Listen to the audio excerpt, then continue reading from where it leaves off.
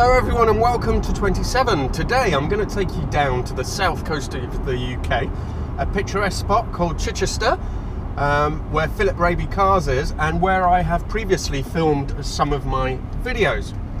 I've known Phil a long time, and the reason why I'm going down is that there's a car I'm really interested in. It's a yellow 930 Turbo. It's an incredibly, for me, pretty car, probably the prettiest, the nicest 930 Turbo I've seen, with those roof wheels that suit it so well and that yellow colour. I absolutely love it. Now this is a really good 930 1986 car for under £60,000, which is unheard of really in the UK. I mean, prices are falling, but £60,000, that's about $80,000. For a really good 930 Turbo, no way. I think you'd be looking at about 100,000 for a decent car at least. Maybe you could get something okay for 80,000, but this is a really good car. So there's a mystery that surrounds this car, and we'll go and look into that, and we'll talk about that more later when I'm there. The 930 Turbo was originally developed by Porsche in a very different way to the current 911 Turbos, which are really sort of mini do-it-all GT cars, very fast and so on. The first 930s, the first 911 Turbos were actually developed for racing. They were homologation specials. First run was released in 1975.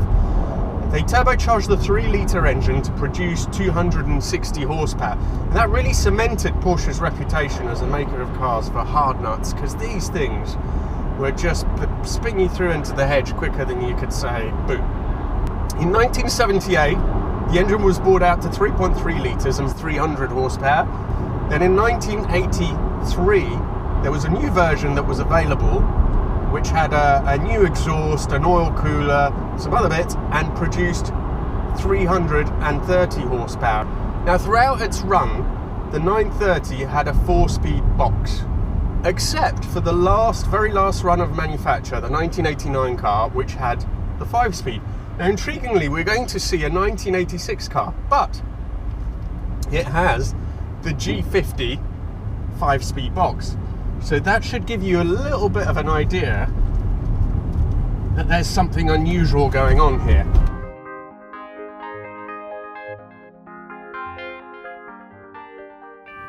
Here we have what is in essence a perfectly nice 930 Turbo.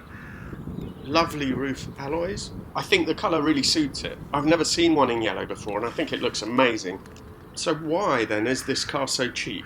Well, let's take a look around it and see if we can spot anything unusual. So let's take a look at the body first. Is it some kind of kit car? Is there a beetle hiding underneath? That all looks pretty straight. Is there loads of rust? No, the body shell looks alright. The panel gaps are good, pretty even. There's no huge gobs of rust. It all looks pretty good, to be quite honest. Let's just have a look in the engine bay and make sure there's not like a 912 4-pot in there or some other surprise like a Subaru Flat 4. But again, no, this is like a nice 3.3.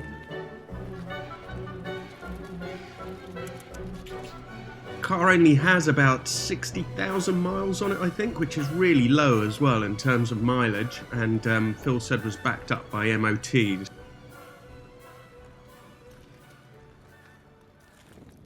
Let's have a look at the interior, see if there's any clues here. So there is one thing that's a bit unusual. It's got the bigger vents from the later cars, pre-87, at the top, but it's got the small vents from the pre-86 cars on the sides. So that's a little clue, and it looks like that's odd. But otherwise, the interior looks great. Classic 911, hardly changed like a dot over the years. Great sports seats, so interior's great.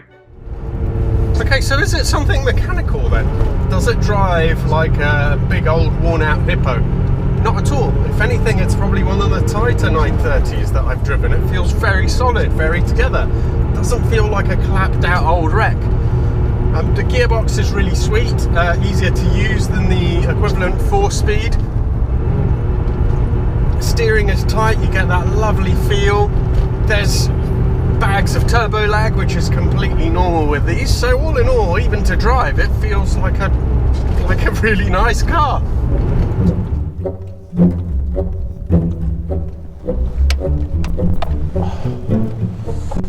Okay, so let's take a look, see if there's anything unusual here. Right. So, there's the VIN number. It's in the right place. Oh, hold on, is it in the right place? Actually, on 86 cars, the VIN number is supposed to be here on the left. In the later cars, after 86, that is the place where it should be. Also, very unusual is that doesn't look like a normal Porsche VIN number. Okay, I'm just going to show you an example here. This is a 959 VIN number, just to show you what they normally look like. So, all Porsche VINs normally start WP0. So that means, and then it's followed by ZZZ. Now, W means it's a German manufacturer, then P stands for Porsche, 0 is passenger car. If it was an SUV, for example, it'd be a 1. The filler ZZZ is for options that are on the American cars. So in European cars like this one, there's no option, so it's just ZZZ. After that, there is the model number, so 959. The 9th number is the Czech digit, which again is something to do with the American market, which is very bizarre. Then there's J, which is the year code. That's in position number 10. In 11 is S for the Stuttgart factory, so it was made in that factory. And 13 is what part of the world it was made of. And lastly there, you have the serial number. Those 4 digits are the serial number. Whereas on this, we have a very unusual non-Porsche VIN, which is SAB-LV L0362635, whatever it is. I did a bit of research and it turns out that this kind of VIN number is assigned to cars that have not previously been on the road. For example, it could be a race car that's been converted for road use, or it could be a kit car, or maybe it's just been faked. But the numbers and the stamp, it all looks correct. And why would you go to the trouble of faking a VIN number and then use a non-Porsche one? It just doesn't make any sense.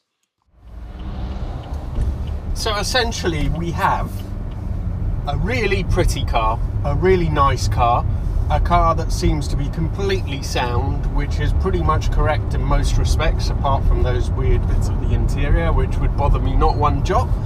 But it's a car which does not have the kind of format VIN number that you would normally expect in a Porsche. Now you'd think perhaps, is it that someone's just tried to fake the VIN number?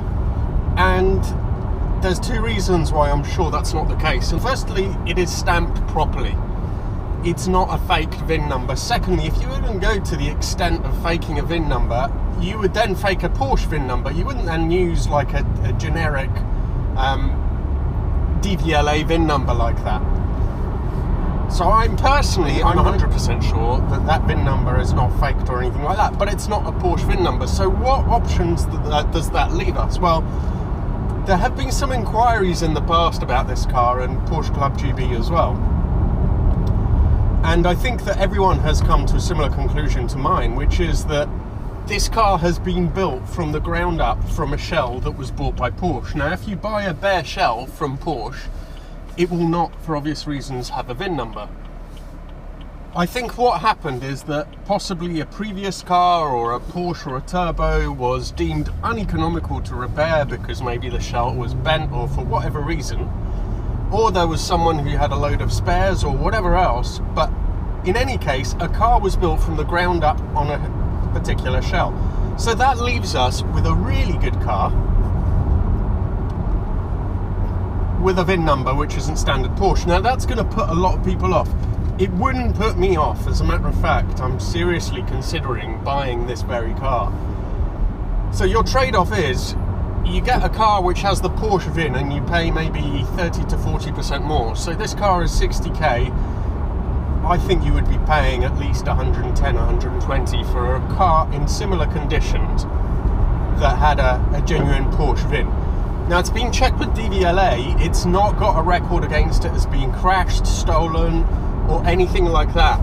So I guess you've got to make up your own mind on whether you would be happy to have a car like this or not. I certainly would be. In another weird twist of fate, I have since found out that that very car actually belonged to somebody who I know. Andrew Churcher, who's a mate from the 964 days, he actually owned this car before I met him originally, because he had a 964 by then. So I asked him about it as well, and he said he thought the same thing, that it had been reshelled at some point. We don't know why, but that the car is really, really good. One of the better 930s out there. Anyway, thank you all very, very much for watching, and keep an eye open for the next video. Leave your comments, tell me what you think. Would you buy this car? Thanks very much, bye.